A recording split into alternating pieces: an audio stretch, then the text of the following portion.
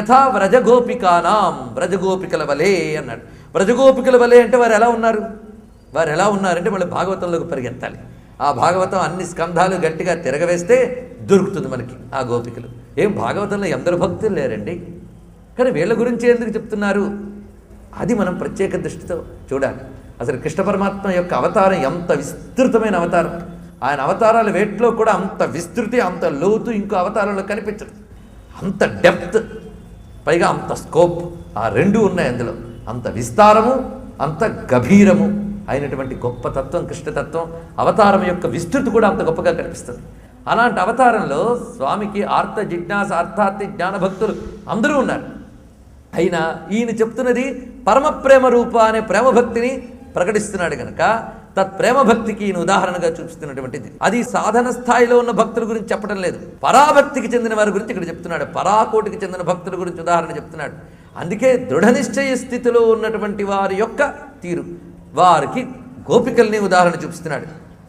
ఎందుకయ్యా గోపికలను ఉదాహరణ చూపిస్తున్నాడంటే ఆ గోపికల గురించి గోవిందుడే చాలా చాలా మార్లు అనేక రకాలుగా చెప్తూ ఉంటాడు. గోపికల భక్తిని చూసి అసూయ పడ్డవాళ్ళు ఎందరెందరో మనకి కనిపిస్తూ ఉంటారు. అసలు ఒక్కొక్క గోపిక ఒక్కొక్క యోగశక్తి స్వరూపమే. ఈ గోపికలు ఎవరయ్యా అంటే ఆ భగవానుడు పరమాత్మ అవతరిస్తున్నాడని తెలిసి ఆ పరమాత్మ కోసం తప్పించుతున్న వాళ్ళు ఎవరెవరైతే ఉన్నారో ఆయనే దిగొస్తున్నాడు కదా అని వీళ్ళందరూ వచ్చేసేట ఆయన కోసం. అలా వచ్చిన వాళ్ళు గోపికలు. ఆ వచ్చిన వాళ్ళందరూ ఎలా వచ్చారు అంటే కోరికతోనే వచ్చారు. కానీ ఆ కోరిక మనం అనుకునే నకామయమాన నిరోధ రూపత్వాత్, మళ్ళీ గుర్తు తెచ్చుకోవాలి ఇక్కడ. అది కోరుకోవడం కాదు, అది నిరోధ రూపము. నిరోధము అంటే అన్ని కోరికల్ని ఆపేసేది అని అర్థం. అంటే వీరి సమస్త వాంఛలన్నీ కృష్ణుని యందే లీనమైపోయాయి తప్ప అక్కడి నుంచి మరి ముందుకు సాగలే. కృష్ణుడి దగ్గరికి చేరాక మరి అటు వెళ్ళవు ఇటు వెళ్ళవు, అందులోనే ఉంటుంది. ఎందుకంటే కృష్ణునికి అటు మరొకట్లేదు, ఇటు నుంచి అటు వెళ్ళాక మరి ఇటు రాదు, అంతే కదండి. అందుకు వాడికి మళ్ళీ పునరావృత్తినోర్జన, ఆ తత్వానికి చేరితే మరి వెనక్కి రాదు. అందుకే నిరోధ రూపం ఆగింది అక్కడ. ఈ ఆత్మ యొక్క ఈ మనోబుద్ధుల యొక్క ప్రవాహం వెళ్ళి అక్కడ ఎలాగైతే నదికి సముద్రం నిరోధ స్థానమో చిత్తవృత్తికి నిరోధ స్థానం పరమాత్మ. అందుకు వీళ్ళ చిత్తవృత్తికి అంత వేగంగా నది సముద్రంలో కలవడానికి ఆ వేగశక్తి నదికి ఎలా ఉన్నదో ఇక్కడ ఈ జీవుడు, గోపిక యొక్క జీవుడు పరమాత్మతో కలవడానికి ఈ కామన అనేది ఒక వేగశక్తిలా పనికొచ్చిందే తప్ప వాళ్ళు నిజానికి నకామయమాన. పైగా తదర్పిత అఖిలాచారత తద్విస్మరణే పరమ వ్యాకులత అనడానికి వాళ్లే ఉదాహరణ. ఆయన విస్మరిస్తే వాళ్ళు ఉండలేరు. భాగవతంలో గోపికలు ఎక్కడెక్కడ ఎలా ప్రవర్తించారో మనకు కనిపిస్తుంది. యా దోహనే వహననే మథనోపలేప ప్రేంఖేంకణార్పరుదితో క్షణమార్జనాదౌ గాయంతి చైనమనురక్త ధియాశ్రుకంఠో ధన్యా వ్రజస్త్రియ ఉరుక్రమ చిత్తయానా అంటారు భాగవతంలో. ధన్యా వ్రజస్త్రియ, వ్రజస్త్రీలు ఎంత ధన్యులో. ఎలాగంటే వాళ్ళు ఎప్పుడూ కృష్ణుడితోనే జీవిస్తుంటారట. వాళ్ళ మనోరథంలో భగవంతుడు ఉంటాడట. మన మనోరథంలో నానా చెత్త ఉంటుంది. గోపికల యొక్క మనోరథమునందు అంటే వాళ్ళ కోరికల్లో భగవానుడు ఉన్నాడు, వాళ్ళ మనస్సులో భగవానుడు ఉన్నాడు. వాళ్ళు పాలు పితుకుతూ ఉన్నా, ధాన్యం దంపుతూ ఉన్నా, కవ్వంతో పెరుగులు చిలుకుతూ ఉన్నా, వాళ్ళ పిల్లల్ని లాలిస్తూ ఉన్నా, చివరికి అంట్లు తోముతూ ఉన్నా, ఏ పని చేస్తున్నా వారి కళ్ళ అలా నీళ్లు వస్తూనే ఉన్నాయట.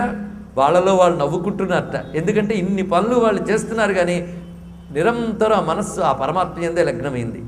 అది మనకు భాగవతంలో కనిపిస్తూనే ఉంటుంది. వాళ్ళు ఆయన్ని చూస్తూనే ఉంటారు. ఆయన మేతలు మేపడానికి వెళ్ళినప్పుడు ఇక్కడ కూర్చుని ఆయన్నే చింతన చేస్తూ ఉంటారు. నిరంతర చింతన, కానీ ఏ పని మానలేదు. వాళ్ళు పనులన్నీ బాహ్యంగా చేస్తున్నట్లు కనిపిస్తుంది, కానీ సర్వాచారములు పరమాత్మకి అర్పణం చేశారు. ఏది చేస్తున్నా కూడా ఒక గోపిక ధాన్యం వండుతూ అనుకుంటోందిట, ఈ ధాన్యం నుంచి వచ్చిన బియ్యంతో పాయసం వండుతాను, పరమాత్మకు పెడతాను. ఇదే దృష్టి. అలాగే పాలు పితుకుతూ ఉంటే వెనక నుంచి కృష్ణుడు వచ్చి నాకో అని అడిగినట్టు ఒక గోపిక కనిపిస్తుందిట. వెంటనే ఆయన అడుగుతున్నాడు కదా అని పోస్తుంటే నేల మీద పడుతున్నాయట అన్నీ. ఇలా నిరంతరం ఏది చేస్తున్నా అది ఆ స్థితి ఉన్నదే, ఆ ఉన్మాద స్థితి మనకు అర్థం కాదు.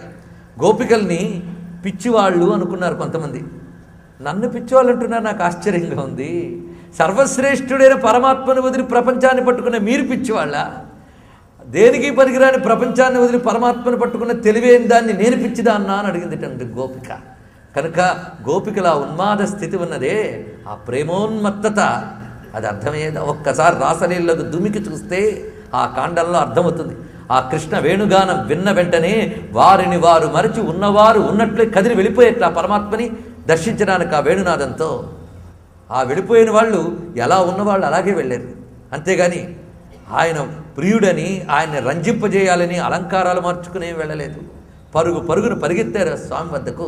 అలా గోపికలు వెళ్ళినప్పుడు ఆ స్వామి వారికి ఎలా దర్శనం ఇచ్చారంటే, అది శరద్రాత్రి శీత చంద్రాతపాంతరాల వేళ. ఆ శరత్రాత్రి వేళ వెన్నెల కురుస్తూ ఉంటే ఆ కల్పవృక్షపు నీడ పరమాత్మ వేణువును మ్రోగిస్తూ ఉంటే చూసి అలా స్తబ్దులే నిలిచిపోయేట. ఆ నిలిచిపోయిన స్థితిలో వాళ్ళకు కనబడ్డ దృశ్యాలు వేరు. గంధర్వాంగనలు సైతం కృష్ణ వేణుగానం విని పరవశించిపోయిన ఘట్టం, దేవతలు ఋషులు అందరూ ఆ బృందావన వీధిలో ఉన్న పరమాత్మను నమస్కరిస్తున్న దృశ్యం, చుట్టూ ఉన్న జంగమ జగత్తు కూడా భగవాన్ని చూస్తూ పరవశిస్తున్న దృశ్యం చూశారు. వీళ్ళందరూ కూడా చూసి కృష్ణ వేణుగానంలో వీరందరూ తన్మయులవుతూ ఉంటే వీరు కూడా ఆ తన్మయమైన సంగీతంలో లీనమైపోయి ఆ వేణు మాధురిని గానం చేస్తారు. అక్కడి నుంచి వారు ఆ కృష్ణుని ఎలా ఉపాసించారో మనకు కనిపిస్తూ ఉంటుంది. ఆ నిరంతర అనుభవం, అందులో వారికి కృష్ణుని నుంచి ఏమీ కోరుకోలేదు, కృష్ణునే కోరుకున్నారు. అంతేకాదు ఏ కృత్యం చేస్తున్నా ఏది చేస్తున్నా పరమాత్మ చింతన తప్ప మరొకట్లేదు. అందుకే గోవిందాపహృతాత్మానో నన్యవర్తంత మోహితా.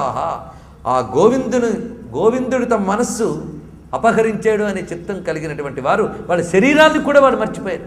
కృష్ణ వేణుగానం వినగానే ఎలా బయలుదేరారంటే కల్లాపి జల్లుతున్నామే అదే స్థితిలో వెళ్ళిపోయింది అక్కడికి. అలాగే ఆభరణం వేసుకుంటున్నామే, ఆయన వేణుగానం విన్న వెంటనే కంఠానికి వేసుకోవలసిన ఆభరణాన్ని కాలికి అందిగా వేసుకుంది, కాలి అందని కంఠానికి ఆభరణంగా వేసుకుంది. అంటే తమ దైహిక స్పృహనే విస్మరించి వెళ్ళిపోయినటువంటి వారు ఆ కృష్ణ ప్రేమోన్మత్తతో కదిలిపోయినటువంటి వారు. అందుకే వాళ్ళ గురించి అనుకుంటూ ఉద్ధవుడు వేదన పడతాడు. ఉద్ధవుణ్ణి కృష్ణ పరమాత్మ పంపిస్తాడు బృందావనానికి. ఎప్పుడు ఆయన మధురకు వచ్చేసిన తర్వాత వాళ్ళతో మాట చెప్తాడు, స్వామి నేను మళ్ళీ వస్తాను అని. ఎందుకంటే అప్పుడు ఏడుస్తున్నారు కానీ వాళ్ళకి ఆ మాట చెప్పాడు కానీ ఆయన వెళ్ళలేదంటే కృష్ణుడు అబద్ధం ఆడినవాడా అంటే, ఆయన అబద్ధం ఆడాడంటే మనకి ఎంత పాపం వస్తుంది. ఆయన అబద్ధం ఆడ్డా, ఆయన మళ్ళీ వస్తాను అంటే మీలో ఉన్నవాడిని ఈ విరహవేదన చేత నేను వెళ్ళిపోతున్నాను అనుకుంటున్నారు, కానీ నేనున్నానన్న విషయం మళ్ళీ మీకు డెప్త్కి వస్తుంది, అది నేను వస్తానంటే. అందుకే ఆయన ఏం చేశాడంటే ఉద్ధవుడిని పంపించట, నువ్వు వెళ్ళి వాళ్ళందరినీ పలకరించి నేను క్షేమం అడిగానని చెప్పు అని. ఉద్ధవుడు వెళ్ళాడు. వెళ్ళి చూశాడు వాళ్ళని. ముందు యశోద ఇంటిలో ఉన్నప్పుడు వాళ్ళు వచ్చారు ఉద్ధవుడి దగ్గరికి.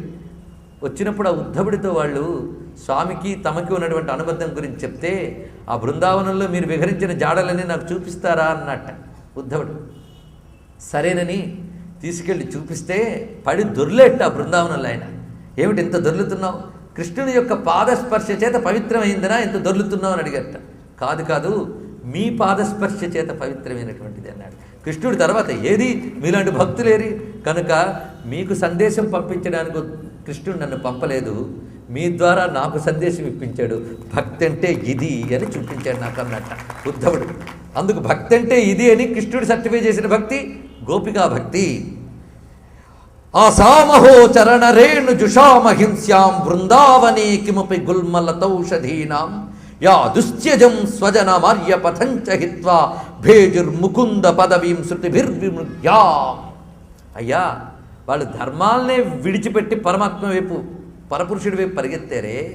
ధర్మాలను విడిచిపెట్టారంటే నా భర్త, నా తండ్రి, నా ఇల్లు అనేటువంటి ధర్మములే విడిచిపెట్టి భగవంతుడి వైపు పరిగెత్తారే. ఇది ఎక్కడైనా తగునా? ధర్మాలను ఏంటయ్యా, భగవంతుడి దగ్గరికి వెళ్ళేటువంటి ధర్మము అధర్మము రెండు విడిచిపెడతాం. పుణ్యపాపకర్మలు ఉభయములు క్షయమైతేనే కదా కైవల్యం ఉన్నది. కనుక వాడు వెళ్ళింది పరపురుషుడి గురించి కాదయ్యా, పరమపురుషుడి గురించి. ఆ పరమపురుషుని గురించి వెళ్ళినప్పుడు ధర్మాధర్మముల స్పృహ వాళ్ళకి లేదు. పరమాత్మ వైపు లాగబడ్డ జీవులు వాళ్ళు, అలా పరిగెత్తినటువంటి జీవులు వారు. పైగా ఎటువంటి స్వామిని వెతుక్కున్నారు వాళ్ళు? వేదమంత్రములు, ఆ మంత్రములను అనుష్ఠించే యోగులు జన్మల జన్మల సాధనలు చేస్తూ వెతుకుతూ ఉంటారు ఆయన్ని. అందుకే ఇక్కడ శృతిభిర్విముగ్యాం అన్నారు.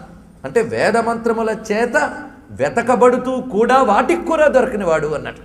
వేదమంత్రములకు కూడా దొరకనివాడు ఆ పరతత్వం. ఎందుకంటే వేదములంటే మాటకి సంబంధించినవి, భావానికి సంబంధించినవి. భగవానుడు ఆ రెండిటికి అతీతుడు కనుక వేదములకు కూడా నిషేధవాక్యముల ద్వారా పరమాత్మని చెప్తున్నాయే తప్ప సిద్ధవాక్యములతో చెప్పలేకపోతున్నాయి. నిషేధవాక్యములు అంటే ఇది కాదు ఇది కాదు ఇది కాదని చెప్తున్నాయి తప్ప ఇదే అని పరమాత్మని చెప్పలేకపోతున్నాయి. అలా వేదములు సైతము ఏ పరమాత్మని వర్ణించలేకపోతున్నాయో అలాంటి పరమాత్మని స్వజనాన్ని విడిచి అన్నీ వదిలి ఆ బృందావనంలో వాళ్ళు అందుకున్నారు అంటే అలాంటి వాళ్ళు తిరిగినటువంటి ఆ బృందావనంలో ఓ గడ్డినై పడి ఉన్నా నేను ధన్యుణ్ణయ్యేవాణ్ణి, ఆ గోపికా చరణ ధూళిని పొందగలిగేవాణ్ణి అనుకున్నట్టు మహానుభావుడు. అలాగా వారి యొక్క భక్తి గురించి అనేకములైన భావాలు మనకు కనిపిస్తూ ఉంటే ఈ దివ్యమైనటువంటి భాగవత గ్రంథంలో మనకి. మీ అభిప్రాయాలను సూచనలను మాకు తెలియజేయాల్సిన చిరునామా భక్తి TV, care of Rachana television private limited, road number 92, Jubilee hills, Hyderabad 5,96,000. మా ఇమెయిల్ ఐడి bhaktihyd@gmail.com. మా వెబ్సైట్ www.bhaktitv.org. Phone number 901012223333.